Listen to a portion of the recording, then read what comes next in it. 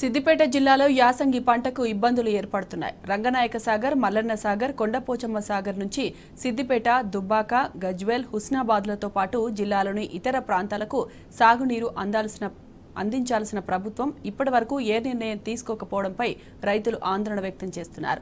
గత 6 ఏళ్లలో జిల్లా వ్యాప్తంగా సాగు విస్తీర్ణం పెరగగా బీఆర్ఎస్ హయాంలో ఎండాకాలంలో సైతం సాగు కోసం అప్పటి ప్రభుత్వం నీటిని విడుదల చేసింది. అయితే ప్రస్తుతం రంగనాయక సాగర్ నుంచి నీటి విడుదలపై ప్రభుత్వం మీనమేషాలు లెక్కిస్తోందంటూ అన్నదాతలు ఆగ్రహం వ్యక్తం చేస్తున్నారు. ఇక దీనిపై మా ప్రతినిధి రంగాచారి మరింత సమాచారం అందిస్తారు. సిద్దిపేట జిల్లాలో యాసంగి పంటల సాగుకు ఇబ్బందికర పరిస్థితులు ఏర్పడుతున్నాయి. గత 6-7 సంవత్సరాలుగా ఇటు సిద్దిపేట ప్రాంతంలో రంగనాయక సాగరు, ఇటీవల కట్టినటువంటి మల్లన్న సాగరు, అక్కడ గజ్వేల్ నియోజకవర్గంలో కొండపోచమ్మ సాగర్ ప్రాజెక్టు ద్వారా గత 5-6 సంవత్సరాలుగా ఈ ప్రాంతానికి, ముఖ్యంగా సిద్దిపేట జిల్లాలోని వివిధ ప్రాంతాలకు, సిద్దిపేట, దుబ్బాక, గజ్వేల్తో పాటు అటు హుస్నాబాద్ ప్రాంతానికి, మిగతా ప్రాంతాలకు కూడా ఇక్కడి నుంచి సాగునీరు తరలించినటువంటి పరిస్థితి గత 6-7 సంవత్సరాలుగా ఉంది. ముఖ్యంగా కాళేశ్వరం ప్రాజెక్టుకు అనుసంధానంగా సిద్దిపేట జిల్లాలో నిర్మించినటువంటి రంగనాయక సాగరు, అట్లాగే కొండపోచమ్మ సాగరు, 50 టీఎంసీల నీటి సామర్థ్యంతో నిర్మించినటువంటి మల్లన్న సాగర్ ప్రాజెక్టుల ఫలితంగా ఈ జిల్లాలో ప్రధానంగా భూగర్భ జలాలు పెద్ద ఎత్తున పెరిగి అటు సాగునీటికి పూర్తి స్థాయిలో రైతులకు అవకాశాలు ఏర్పడిన నేపథ్యంలో పెద్ద ఎత్తున సాగు విస్తీర్ణం పెరిగింది. గతంలో కేవలం ఒక గ్రామంలో 5 నుంచి 600 ఎకరాలు పండించినటువంటి గ్రామాల్లో సైతం ఇప్పుడు 1600 నుంచి 2000 వరకు ఎకరాల వరకు పంటలు పండించేటువంటి పరిస్థితి ఈ ప్రాంతంలో నెలకొంది. ముఖ్యంగా సిద్దిపేట జిల్లాలోనైతే దాదాపు 3 ఇంతల సాగు విస్తీర్ణం పెరిగింది. అట్లాగే గజ్వేల్ నియోజకవర్గంలో కూడా 3 నుంచి 4 ఇంతల సాగు విస్తీర్ణం పెరిగినటువంటి పరిస్థితి ఉంది. అట్లాగే దుబ్బాక నియోజకవర్గంలో కూడా అదే పరిస్థితి నెలకొని ఉంది. అటు కూడవెల్లి వాగు నుంచి ప్రతి సంవత్సరం ఎండాకాలంలో సైతం అటు మల్లన్న సాగర్ ద్వారా, కొండపోచమ్మ సాగర్ ద్వారా నీళ్లను విడుదల చేసి ఎప్పటికప్పుడు రైతులకు సాగునీరు అందిస్తున్నటువంటి పరిస్థితుల నేపథ్యంలో రైతులంతా కూడా ఆ పంటల్ని విస్తృతంగా పండించినటువంటి పరిస్థితి. మరోవైపు అటు ముఖ్యంగా తెలంగాణ రాష్ట్రం ఏర్పడిన వెంటనే మిషన్ కాకతీయ ద్వారా ఈ ప్రాంతానికి సంబంధించిన చెరువులు, మొత్తంగా తెలంగాణ ప్రాంతంలోని చెరువులన్నింటినీ కూడా బాగు చేసి చెరువుల్ని ప్రతి సంవత్సరం ఈ నీళ్ల ద్వారా నింపి, ముఖ్యంగా కాళేశ్వరం ప్రాజెక్టు ద్వారా వస్తున్నటువంటి గోదావరి జలాల ద్వారా ఈ చెరువులన్నింటినీ నింపిన ఫలితంగా మొత్తంగా భూగర్భ జలాలన్నీ కూడా పెద్ద ఎత్తున పెరిగి సాగునీరు అందుతున్నటువంటి పరిస్థితి ఏర్పడింది. ఇక ముఖ్యంగా యాసంగి పంటలకైతే ప్రతి ఎండాకాలం పంటలకు ఎప్పుడైతే ఎండలు పెరుగుతున్న దశలో భూగర్భ జలాలు కాస్త తగ్గిపోయి బోర్లు నీళ్లు తగ్గుతున్న సందర్భంలో ఈ సాగర్ నుంచి నీళ్లను కుడి ఎడమ కాలువల ద్వారా నీళ్లను వదిలేటువంటి పరిస్థితి, అటు కొండపోచమ్మ సాగర్ నుంచి, మల్లన్న సాగర్ నుంచి కూడా కూడవెల్లి వాగుకు, అటు నిజాం సాగర్ ప్రాజెక్టు వరకు కూడా నీళ్లను వదిలేటువంటి పరిస్థితి గత 3-4 సంవత్సరాలుగా సిద్దిపేట జిల్లాలో జరుగుతూ ఉన్నది.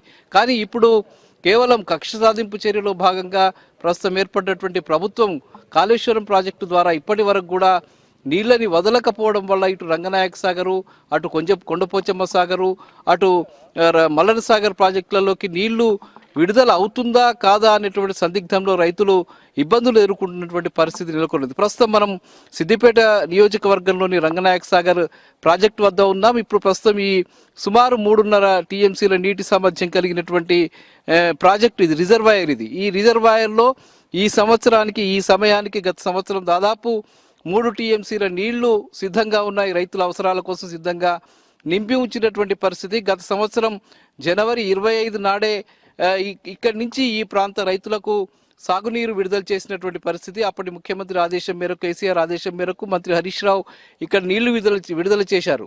ఇక గత ప్రతి రైతులు ఎప్పుడైతే మాకు నీళ్లు ఇబ్బందులు ఎదురవుతున్నాయని చెప్పిన సందర్భంలో ఆ నీళ్లను విడుదల చేసి రైతులను ఆదుకున్నటువంటి పరిస్థితి గత 5-6 సంవత్సరాలుగా సిద్దిపేట ప్రాంతంలో కొనసాగుతూ ఉంది. కాళేశ్వరం ప్రాజెక్టు ద్వారా వచ్చినటువంటి గోదావరి జలాల ద్వారా ఇది జరిగింది. ప్రస్తుతం మనం రంగనాయక సాగర్ విజువల్స్ చూస్తున్నాం. ఇది ఇప్పుడు మనం కొంత ప్రాంతం ఎండిపోయి రాళ్ళు రప్పలతో నిండి ఉన్నటువంటి పరిస్థితి. ఇప్పుడు కేవలం ఈ రంగనాయక సాగర్లో కేవలం 1.5 టీఎంసీల నీళ్లు మాత్రమే ఉన్నాయి. మినిమం ఈ ప్రాజెక్టులో 2.5 టీఎంసీల ఎక్కువగా ఉన్నప్పుడే ఈ నీళ్లను వదిలేటువంటి పరిస్థితి ఈ రంగనాయక సాగర్ ప్రాజెక్టుకు ఉంటుంది. కానీ ఇప్పటి వరకు కూడా ఈ ప్రాజెక్టులోకి నీళ్లు వదలడానికి అటు మిడ్మార్ నుంచి కానీ, అటు అంతగిరి సాగర్ నుంచి కానీ ఇక్కడికి నీళ్లను వదిలితే ఈ ప్రాంతానికి కాలువల ద్వారా నీళ్లు అందించేటువంటి పరిస్థితి ఉంటుంది. కానీ ఇప్పటి వరకు ఒక స్పష్టమైన నిర్ణయం ప్రస్తుత ప్రభుత్వం తీసుకోకపోవడం వల్ల రైతులు చాలా ఆందోళన ఎదుర్కొంటున్నటువంటి పరిస్థితి కనిపిస్తూ ఉన్నది. రైతులు ఆందోళన చెందుతున్నారు. అసలు నీళ్లు వస్తాయా రావా, మా పంటల పరిస్థితి ఏమిటి అని ఆందోళన చెందుతున్నటువంటి పరిస్థితి నెలకొని ఉన్నది. ఇప్పటికే ఈ స్థానిక ఎమ్మెల్యే సిద్దిపేట ఎమ్మెల్యే హరీష్ రావు మాజీ మంత్రి ఆయన ఇప్పటికే తెలంగాణ రాష్ట్ర ప్రభుత్వానికి ముఖ్యమంత్రికి ఒక లేఖ కూడా రాశారు. అటు ఇరిగేషన్ శాఖ మంత్రికి ముఖ్యమంత్రికి లేఖ రాశారు. తక్షణమే ఈ ప్రాంతానికి నీళ్లు అందించడం కోసం కాళేశ్వరం ప్రాజెక్టు ద్వారా అటు మిడ్మానేరు ద్వారా ఇటు అంతగిరి ప్రాజెక్టు ద్వారా ఈ ప్రాజెక్టులోకి నీళ్లు విడుదల చేయాలి, రైతుల్ని ఆదుకోవాలని చెప్పి ఆయన లేఖ కూడా రాసి ఉన్నారు. కానీ ప్రభుత్వం నుంచి ఇప్పటి వరకు ఎలాంటి స్పందన కనిపించడం లేదు. ఫలితంగా ఈ ప్రాంత రైతులంతా కూడా ఆందోళన ఎదుర్కొంటున్నటువంటి పరిస్థితి.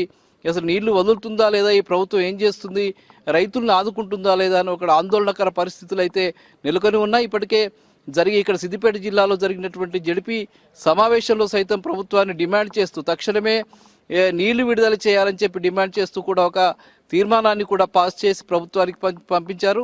అట్లాగే ఈ ప్రాంతానికి సంబంధించి రైతులు కూడా ప్రధానంగా డిమాండ్ చేస్తున్నది ఈ రంగనాయక సాగర్ ప్రాజెక్టులోకి ఇక్కడి నుంచి అటు మల్లన్న సాగర్ ప్రాజెక్టులోకి కొండపోచమ్మ సాగర్ ప్రాజెక్టులోకి మిడ్మానేరు ద్వారా నీళ్లను విడుదల చేయడానికి అవసరమైనటువంటి చర్యలు తక్షణమే ప్రభుత్వం తీసుకోవాలని చెప్పి ఇక్కడ రైతులంతా డిమాండ్ చేస్తున్న పరిస్థితి కనిపిస్తూ ఉన్నది. కెమెరామెన్ వెంకట్తో రంగాచారి, టీ న్యూస్.